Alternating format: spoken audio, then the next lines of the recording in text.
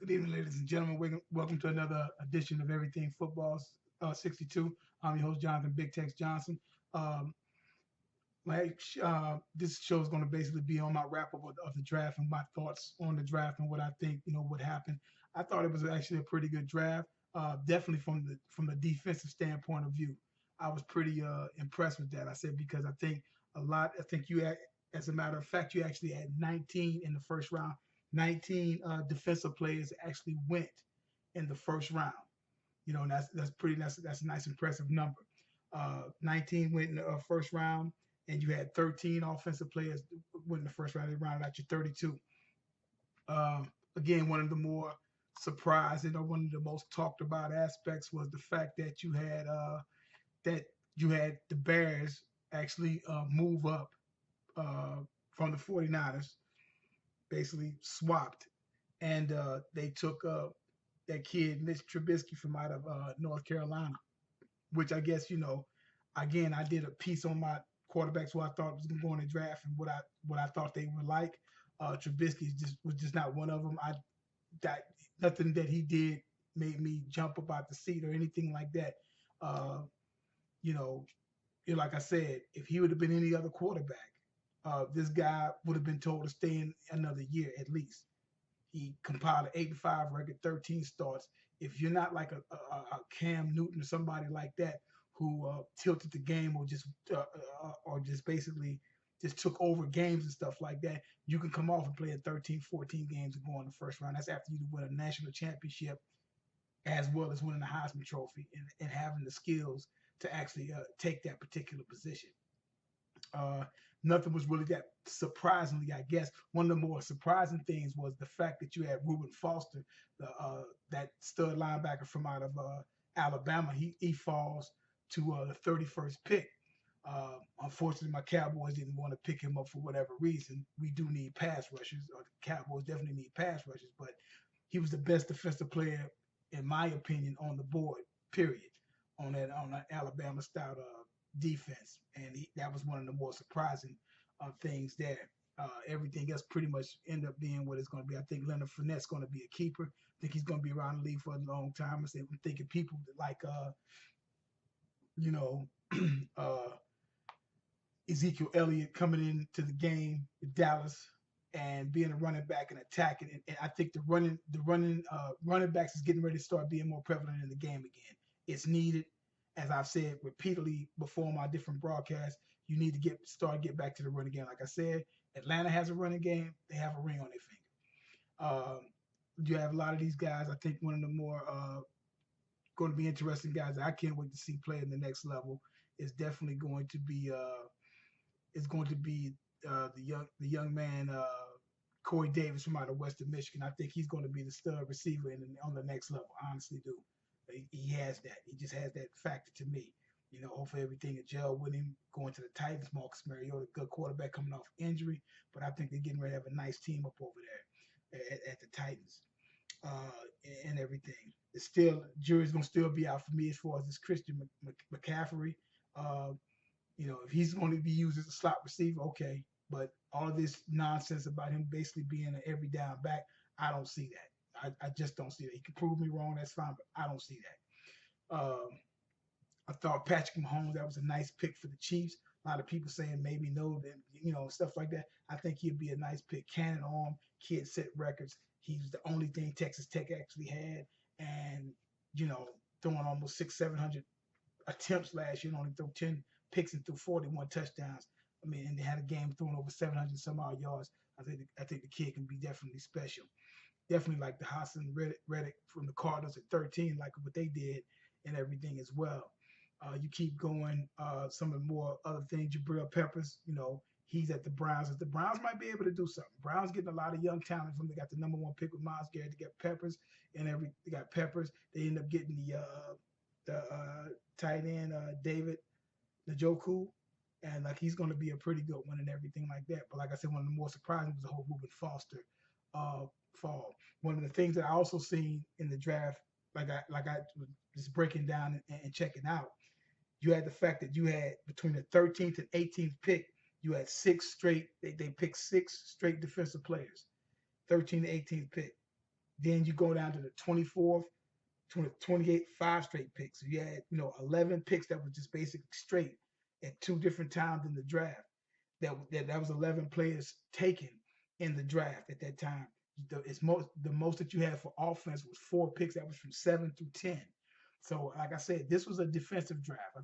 I think a lot of these a lot of the teams, they definitely know that you have to have defensive help because obviously everything is geared toward the offense. And if you're going to be able to survive and be able to compete in this league, of course, you got to have some guys and studs on defense. And I really think that everybody try to take it up a nice notch to say we have to try to secure to go against some of these quarterbacks just throwing the ball 40 some odd times a game, and where it is, it's a nightmare matchup, and you have to have stud pass rushers, and you have to have stud cornerbacks, and you have to have defensive guys that know how to tackle and get after the quarterback and cover and tackle in space. So that definitely has to happen. Like I said, I keep going back over to Reuben Foster because I can't believe he fell that far. I think it has something to do with his shoulder or something like shoulder or whatever. He did have a positive drug test and whatnot at one particular point in time earlier. I think that early in the combine and whatnot. I think that's what all the fuss was about when he got sent home and all this kind of stuff. But got them guys at that age at that particular time. They're going to experiment with marijuana, so it's nothing new or whatever. And anything else, it would just had to do with supposedly shoulder injury, possibly. You got Reuben Foster playing the inside linebacker with Navarro Bowman. I'm like, that's a win-win for that defense. If this kid comes in and does what he's supposed to do with that veteran leadership from Bowman and playing that linebacker spot, it could almost be like it was a couple of years ago when you had him and Bo and Patrick Willis playing there, because Patrick Willis was that similar type linebacker, like compared to Ray Lewis, just like Foster is. And that was a nice pick for 49ers and stuff. And being John Lynch, being a general manager, he is a defensive guy and whatnot and everything as well. But those are more interesting picks. Some of the ones that we know that didn't happen. Lot of first round talent end up going into the second round. You had Cam Robinson, the All American tackle, but because of off the field issues, he ends up going 34 to the Jaguars, which is not a bad move, being the fact that you got Fournette going to be over there, so they need all the help they can get. You got to watch the Jaguars. Jaguars made a little noise in 15, fell off some 16. They might be able to make some noise this year. I think Blake Bortles can put it together. If he can put together a decent season, they got a running back and they got this stud tackle up there and get some things together on defense, get that wide receiver back moving and grooving. I think there'll be a nice little surprise and whatnot you got going on. You have what other one of these guys that fell? You also had Dalvin. Let me see here. Got these guys coming through here. Dalvin Cook, trade the Bengals, from the Bengals, they going to the Vikings. You got Dalvin Cook. He should have went, he should have definitely went first in the first round off the field issues. Guys like then later on you got Joe Mixon. Joe Mixon, he went down at 48 to the Bengals off the field issue. Another first round possibility there. You know, so you have a lot of these guys and whatnot. You had Tabor Ortiz, Florida cornerback, real nice cornerback, because of a slow 40 time that knocked him into the second round. That knocked him into the second round. So that's what happened with him. So you have a lot of different players. Zach Cunningham, I think, is going to be a real nice linebacker with the Texans. He could probably learn something from Cushing and everything there. He's a nice addition, nice linebacker from Vanderbilt. So I honestly think, like I said, you got some guys these guys are gonna make some noise. And like I said, first round, going back to the first round and whatnot. Like I said, the thing is still out. I'm not, with Mitchell Trubisky, who knows? But like I said, the kid hadn't really done anything. Nobody had even really heard of this guy. The next thing you know, he's going second pick. So it's just like, and that pick is like it was rushed.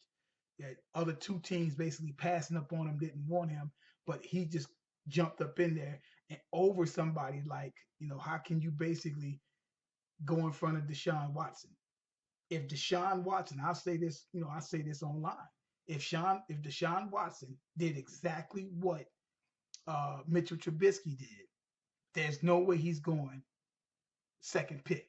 It's not happening. If he was just in third team All ACC through 30 touchdowns and 7 picks or whatever it is that he did in 13 games and was a 4-year Letterman there, and he only got to start his senior year, and that's all he did was come up with an 8-5 record there, or whatever, or a 3-year start, a 3-year Letterman there, whatever, because he still had another year left because he came out as a junior. There's no way that if that was Deshaun Watson, there's no way they said no. Nobody's even thinking about picking him because you need to play some more football. Point blank. But we'll see what happens with him. We'll see what happens with guys like Christian McCaffrey and stuff like that. We'll end up seeing. We'll see what happens with Myles Garrett. I think Myles Garrett is a talented defensive end, but like I said, has a tendency. Everybody want to talk noise and stuff, but as somebody that actually watched A&M a lot of their games, at times when because they would be up, and then the next thing you know, they start falling down, and then you need that defensive stop. Next thing you know, you look up, Myles Garrett is on the sidelines, ankle this, ankle that. He disappears. He's not even on the field. So I think so honestly, so this is gonna, so it's gonna be some things we're gonna have to watch out for from Mr. Garrett. But if he does what he's supposed to do, he's gonna be around the league for a long period of time. But like I said, all in all, I think it was a good draft, definitely from a defensive standpoint of view. Honestly do. Honestly think. I think a lot of these guys are going to be some stud defensive players and whatnot, and going to start back tilting the game into some favor of having defensive continuity and guys learning technique and learning to tackle and play this game the way it's supposed to be played. Because right now it's just all about offense, and nobody's really doing anything as far as the defense is concerned. Defense don't have a chance and whatnot. So, you know, and like I said, I think it's a nice defensive draft. I really dug the draft and whatnot. First time I watched the draft probably in about, in a long time. Just sat down and actually watched the whole first round. It's been a long time. You check me out, check my page out, Everything Football 62. Leave a comment, subscribe to the page, check my Twitter out. That's Everything Football 62, Untucked Man 62. You can become a follower. There in the for Twitter and everything like that. And I got any comments, any like I say, follow me, anything like that, anything on YouTube. You guys want to start up a conversation? Leave some comments, and we can spark up some conversation about the draft or whatever, football stuff in particular. Like I say, Everything Football 62. Anything you want to talk about from historical standpoint of view, where the game's at and everything like that now, we can do that. All right. Y'all have a good one.